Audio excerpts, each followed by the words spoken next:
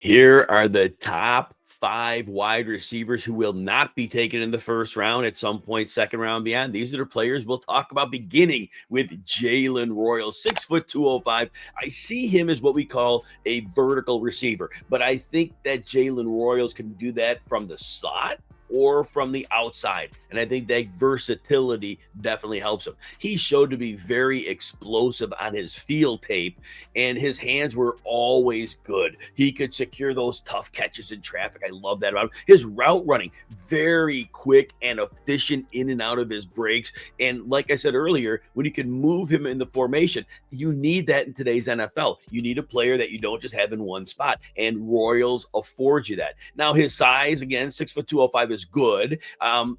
I don't think there's any issue with him, because you could say the 205 at 6 foot, you might like a few more pounds, but I don't think it's an issue for him. He wasn't physical in college, and so that's kind of where that comes in. And so, but I think the way he'll be utilized as a space player, I think that's going to take away the ability for him needing to be a physical player.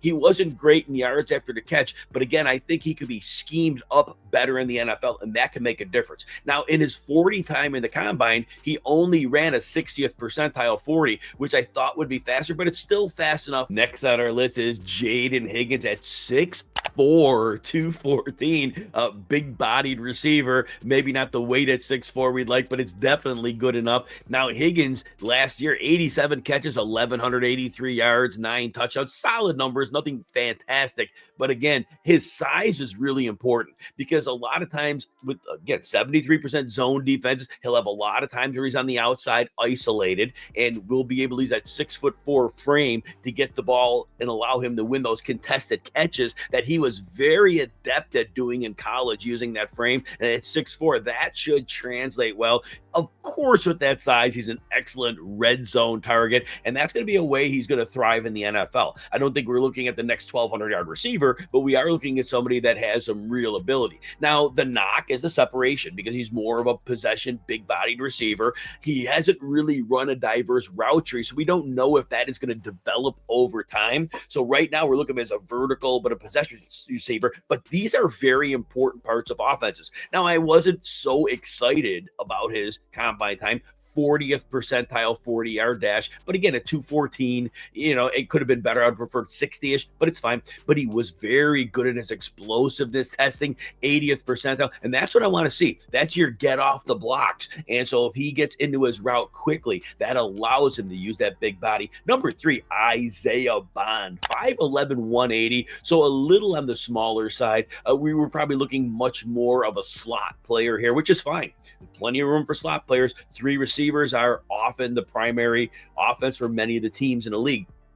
Not only do I see Bond as a player from the slot, but a vertical element from the slot who can get downfield and, again, occupy a safety. 15.9 yards per reception last year for Bond, which is a nice, solid number for a player that wants to get downfield. His speed, he was one of the faster receivers in the class, and I didn't like his combine time. It was only 76 percentile at 180 pounds. When you're that light, you'd like to see that get up, but 76 percentile is still fine. So I don't really have a qualm on it, but it is something to note that he wasn't like blazing speed, but I think good enough. And he was dangerous in space. When you were able to get the ball into Isaiah Bond's hands, he was able to turn it in the yards after the catch, turned to big gains very quickly. And I was impressed with his route running. You could see him get in and out of those breaks and create separation while he was doing so. Those are the key points we're looking for. Look, he's not a physical receiver, which that's why the slot is the best place for him.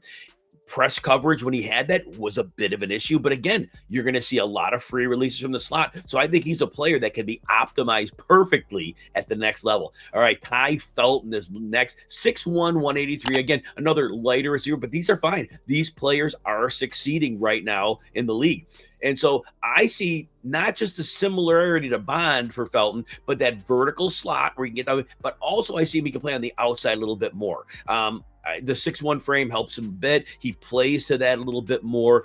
And he was a volume king in college, 96 receptions and 9 touchdowns last year. But again, another good route runner, very smooth and fluid in those cuts, gets separation. That's always what we're looking for. And we know, we said earlier, when we got that speed, he could stretch the defense. Now, his 40 time at the combine was quite good, 82nd percentile. That is really, really good. So that speed's a little more impressive than Isaiah Bonzo's. But back to Ty Felton there, explosiveness was 88th percentile. Those sets of testing do line up with his college play. And so this tells me this could be a player who is impactful from the beginning, playing out of the slot. Very good after the catch as well. So there's a player with good hands in traffic. He makes those tough catches. The size, again, it's going to be an issue, but in the slot, you minimize that. Play strength is a problem for Felton as well. But again, I'll say it in the slot, not the same deal. So I think he can be optimized at the NFL level as well. Finally, we got Tre Harris, 6'2", 205. I see him as what we call an outside Z receiver. A Z receiver is this. He's not that alpha that's going to always automatically win on 3rd and 7. He's going to be off the line a little bit, gives him a bit of a free release from the perimeter. Now, Tre Harris had 17.2 yards perception last year on 60 catches with 7 touchdowns. Impressive there, but I really liked his hands. When he was in traffic, he would not drop anything. He rarely dropped the pass, so very reliable there. His size, I do think at 6'2", that's a good size to work with, to use your body as a frame, and I do think he was able to do that well in college, so he showed in the red zone that translated. I think that could carry over, and he was physical despite his size. He used his body to fight through contact for extra yards, and again, this is a player I think can continue that on. So that said, the speed is a problem. And we saw it in college, and we saw it in the combine. 24th percentile 40-yard dash at 205. That was a bit of a problem. That's why we're pigeonholing him as a Z. But he could be a possession receiver, and possession receivers are quite valuable. 69th percentile explosiveness. So that means he may not be the fastest, but he can get out of his block quickly. And if he can do that, that makes him a very, very challenging player for defenses to deal with as a possession receiver. And that's why we like one Tre Harris.